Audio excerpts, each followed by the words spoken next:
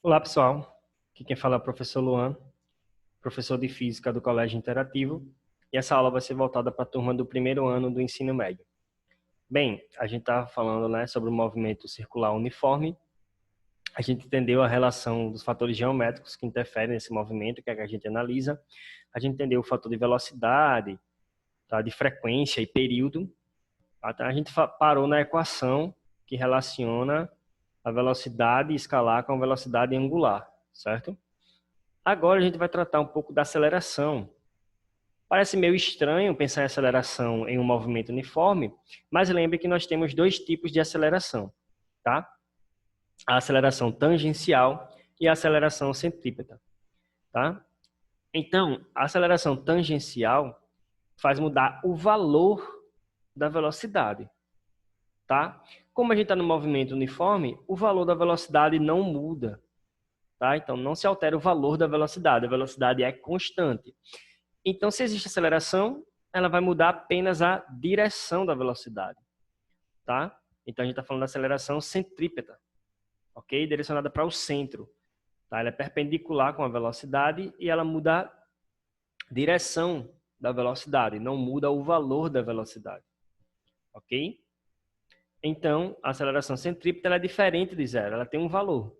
Tendo uma aceleração centrípeta, eu tenho um movimento circular, ok? Com a velocidade constante. Então, a gente viu no outro módulo que a aceleração centrípeta é v ao quadrado sobre r. Tá? Tá aqui novamente para vocês. A barrinha é um módulo, né? O módulo que está tratando só de valor, né?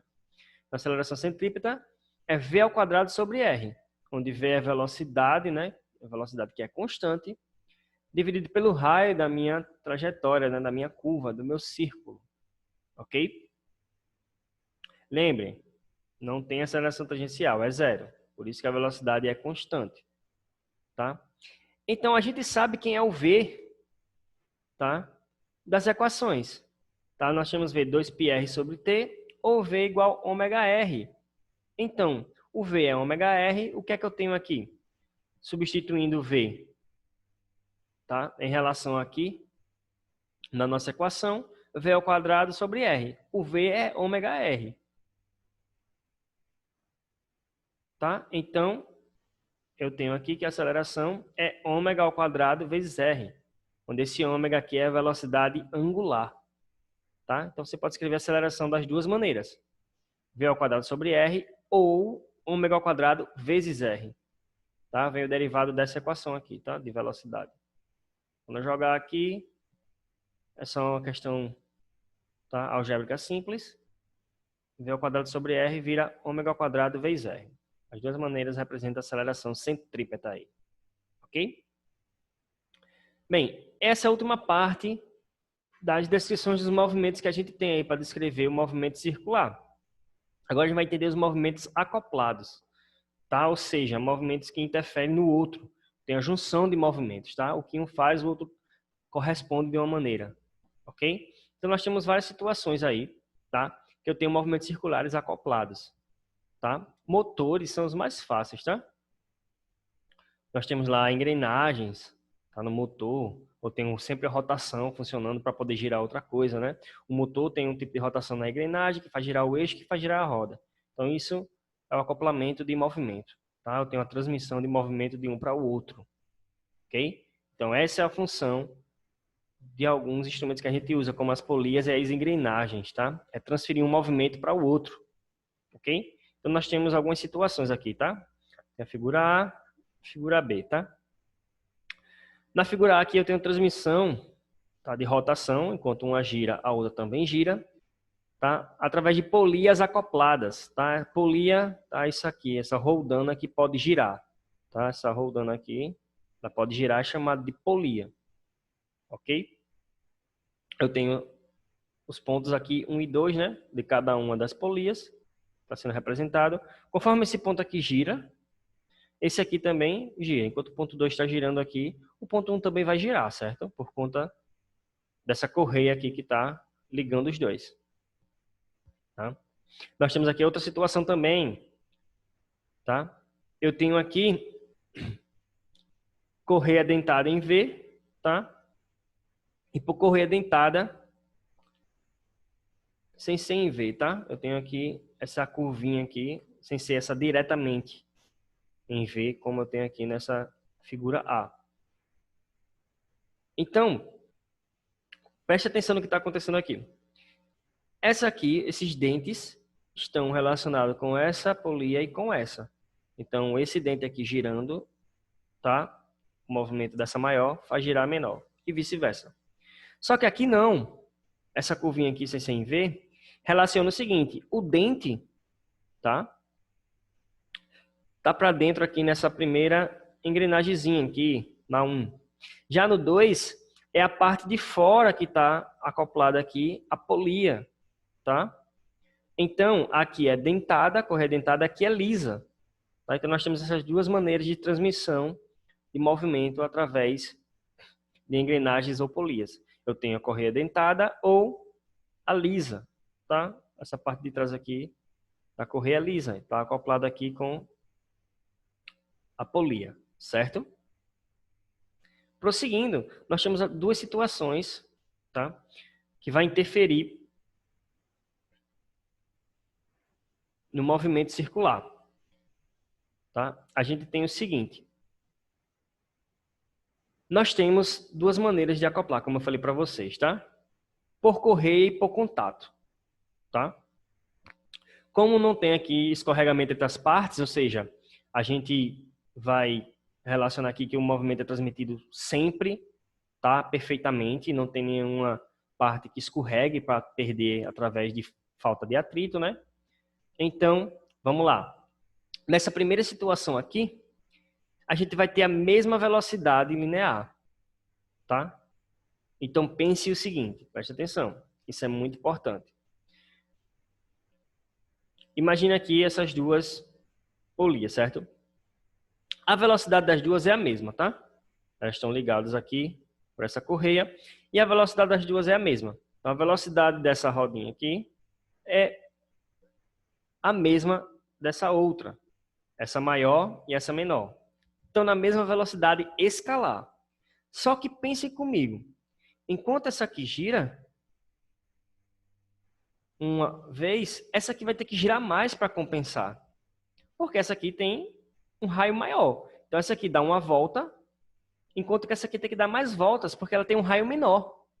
Não está sendo transmitido diretamente pela correia? Então, a velocidade é a mesma, tá? Só que a frequência é que muda. Então, peguem essa diferença. Essa aqui gira uma vez.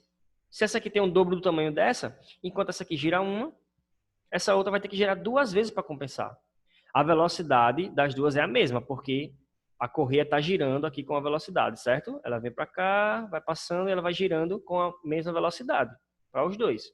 Só que a frequência muda das polias, certo? Essa dá uma volta, essa aqui dá duas, um exemplo hipotético. Então a frequência varia. Então a velocidade é a mesma. Como a velocidade eu sei que é ômega-r, então a velocidade de um é igual à velocidade do 2. Tá? Como o raio é diferente dos dois, né? Um é maior, outro é menor. O ômega aqui vai ser diferente, a velocidade angular. E eu sei quem é o ômega, né? 2πf. Tá? Ou 2π sobre t. Você escolhe com a frequência ou com o período. A gente vai trabalhar muito mais com a frequência agora, tá? Então, ômega é 2πf, o raio 1.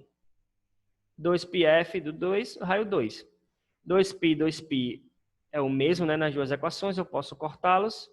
Só sobra que a frequência do 1 vezes o raio do 1 é igual à frequência do 2 vezes o raio do 2. Então, tanto faz você usar essa ou essa. Tá? A relação é a mesma.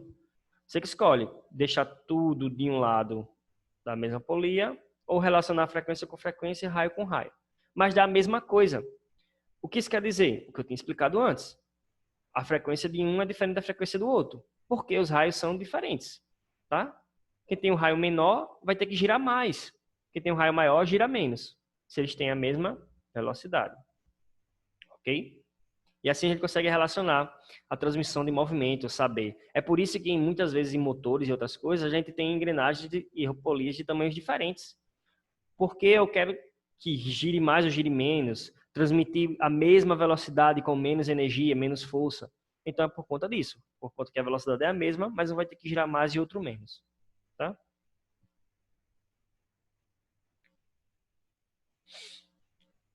Então aqui, ó, esse resultado mostra que as frequências de rotação são inversamente proporcionais aos raios. Foi o que eu falei, né? Quanto maior o raio, menor a frequência. Quanto menor o raio, maior a frequência. Certo? Só que tem outra maneira de transmitir o movimento, tá? De rotação.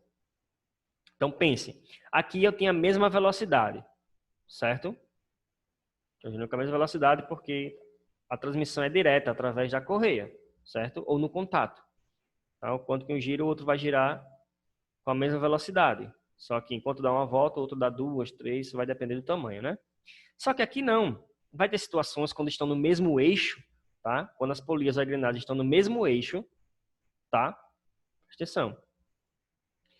Eles têm a mesma velocidade angular, tá? Então você imagine um disco, tá? Ele girando, qualquer ponto do disco que eu pegar, seja na borda ou no começo, completa uma volta no mesmo tempo, né? Que o disco está girando completamente, então cada ponto do disco está girando do mesmo jeito. Então, ele leva um tempo para dar uma volta, 360 graus, então a velocidade angular é a mesma. Tá? Quando eles estão no mesmo eixo, tá? A gente chama de rotação solidária, ele tem o mesmo número de volta por tempo, ou seja, ele tem a mesma velocidade angular.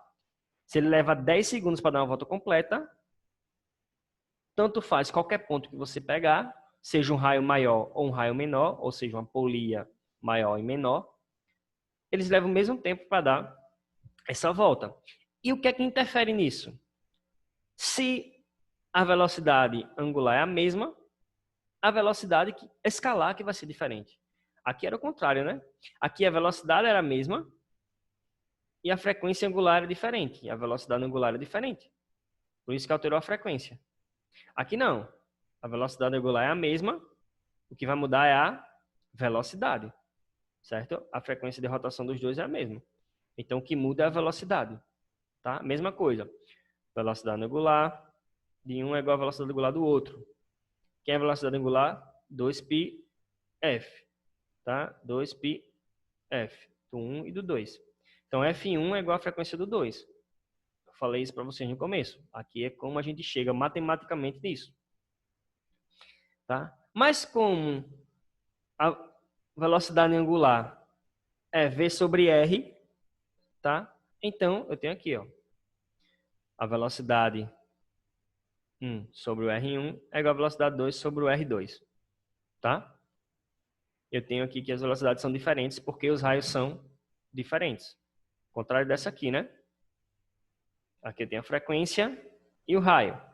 Tem a relação de 1 com 2. Aqui não, eu tenho de 1 com 1 e de 2 com 2. Porque aqui é uma relação inversa, aqui é uma relação direta entre eles, tá? Então, pense o seguinte. Quanto maior o raio, tá? A velocidade é o quê? 2πr sobre t, que é o período. Como o período ao tempo para dar uma volta é o mesmo, quanto maior o raio, maior a velocidade naquele ponto. Ou seja, maior a velocidade daquela polia, maior a velocidade daquela engrenagem. Tá? Então, as transmissões de movimento podem ser dadas desse jeito. Tá? Se ele tiver com a mesma velocidade, a frequência é que muda. E se ele estiver com a mesma velocidade angular, a velocidade é que muda. Aqui estão no mesmo eixo, aqui estão em eixos separados. Tá? Pode ser dado por contato, uma engrenagem na outra, né, tocando, ou através de uma correia. Ok? Então, espero que tenham entendido, espero que tenham gostado. Tá? Em breve postarei a correção dos exercícios. E em breve postarei exercícios sobre essa parte dos movimentos circulares acoplados também, tá? Para entender bem essa transferência de movimento aí de um para o outro. Por enquanto é isso. Desde já, obrigado.